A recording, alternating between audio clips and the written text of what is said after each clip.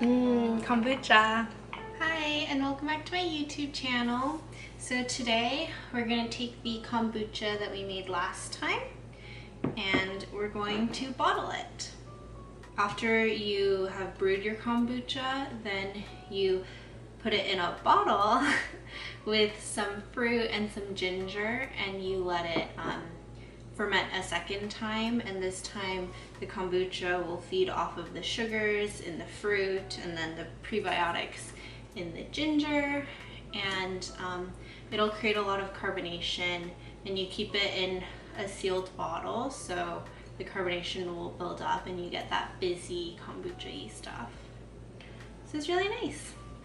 And most importantly, you need to get good bottles. So I got these ones off of Amazon and I'll link them down below. These are bottles made for bottling beer and kombucha, so they're really high quality, and they also have a round bottom so you won't have to worry about pressure like building up in corners and then possibly exploding your bottle. So yeah, if you want to make kombucha, make sure to get good round bottles so it doesn't accidentally explode on you when you're doing the second fermentation. It's never happened to me before, but I've read about it a few times, like on Reddit and stuff, so it's an actual thing that people run into, and it's pretty dangerous because they're glass bottles, you know. Let's get into the process. So yeah, I'm gonna use orange and ginger to flavor my kombucha. So first we're gonna peel our ginger. So a really easy way to peel ginger is just to take a spoon and then scrape the skin off like this. So this way you don't have to worry about like accidentally cutting yourself. Now I'm just cutting it into thin pieces, and then I'll cut it into thin strips.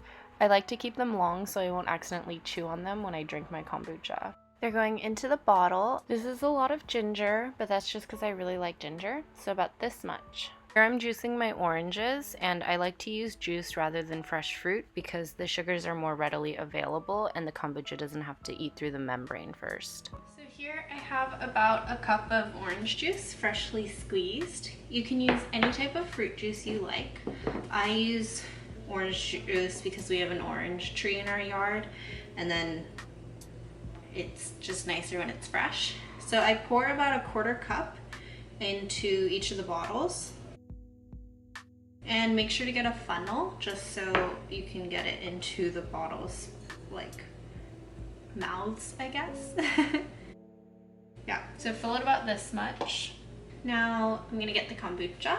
So I'm just gonna give it a quick stir just so everything's all mixed up, and then pour it into this glass. And you want to get something to hold your SCOBY from falling into this mixture. So this is what it looks like, and we'll just pour it in.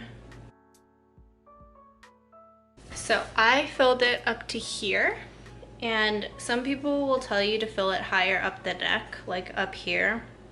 But I've tried that before and it just makes it so that the kombucha, when you open it to drink it, it kind of just like gets everywhere and you end up just wasting kombucha. So since I've tried that, I've learned if you fill it up to here, it doesn't waste as much kombucha and you actually get to drink it. Just up to you, but I like to fill it up to here.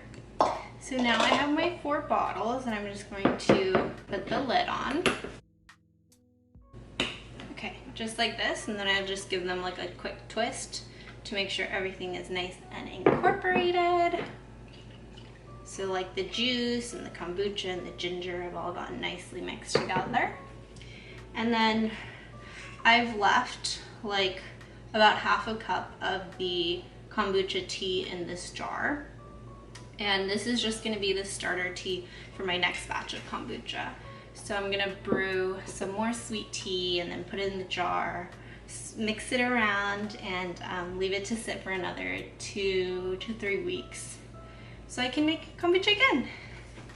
And then usually I have 2 batches going at the same time, just so it's like staggered, and then I can bottle the kombucha while I'm drinking the kombucha. The other batches kombucha second fermentation is starting and like being bottled, and then I'll just never run out of kombucha basically.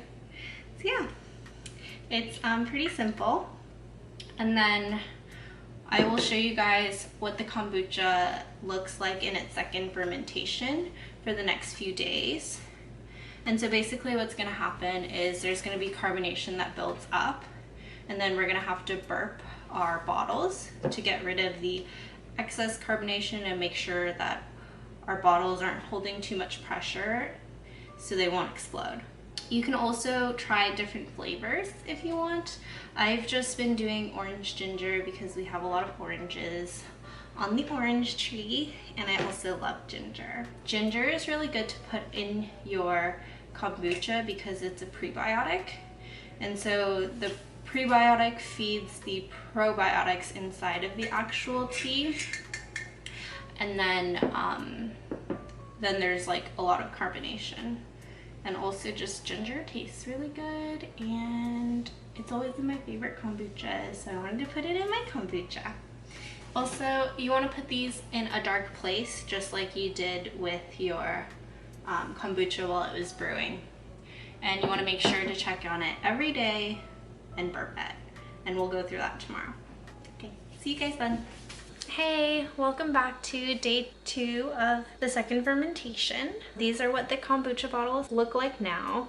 There's some light carbonation at the top so you can see the small bubbles. There's not very much that's built up, so I'm just gonna leave them for another day. This is 3 days after I bottled the kombucha. And if you look at it, there's a lot more bubbles than the first day after I bottled my kombucha.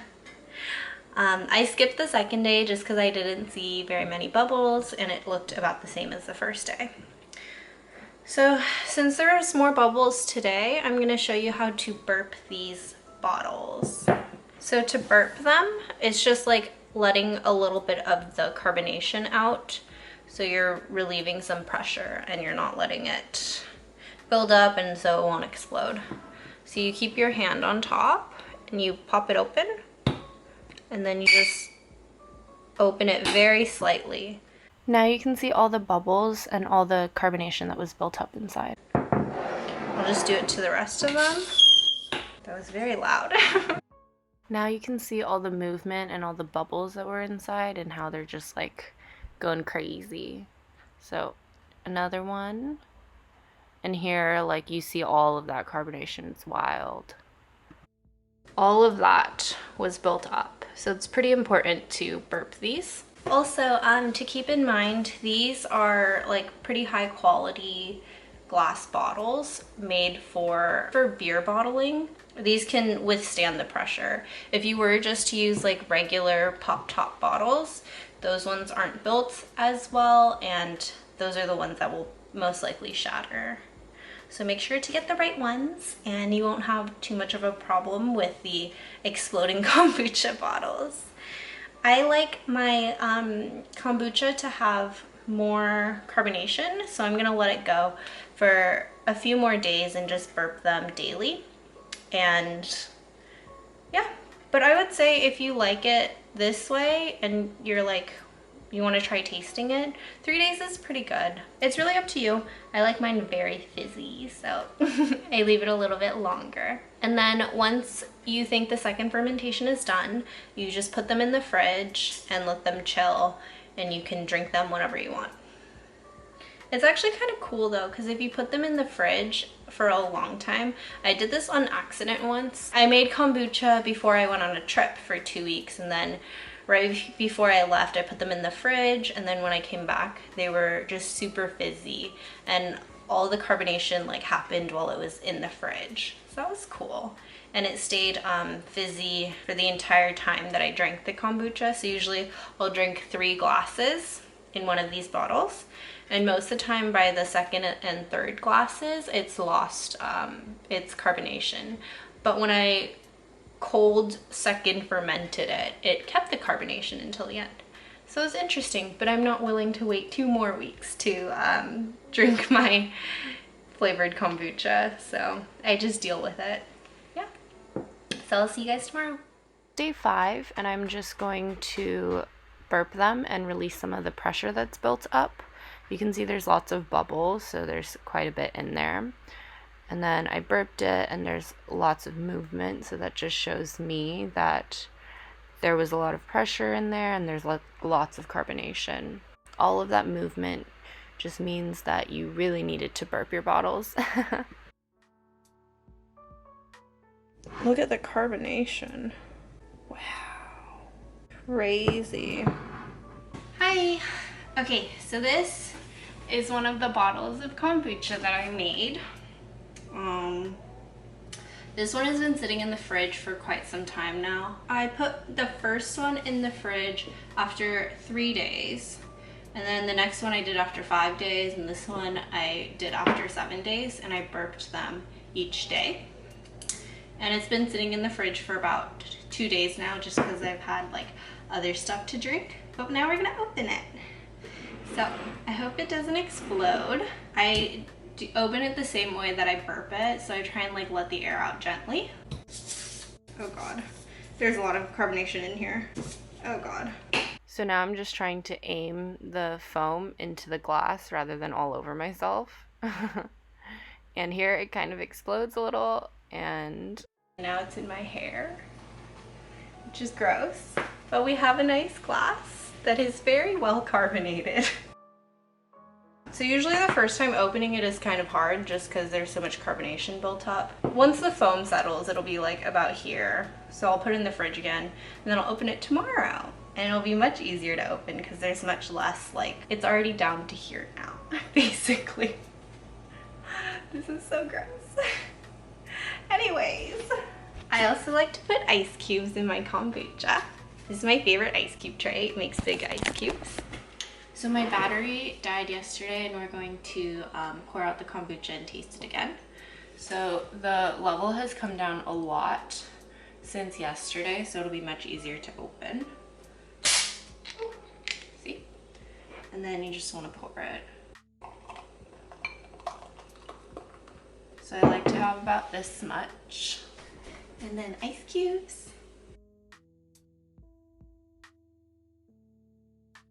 So this is what it looks like.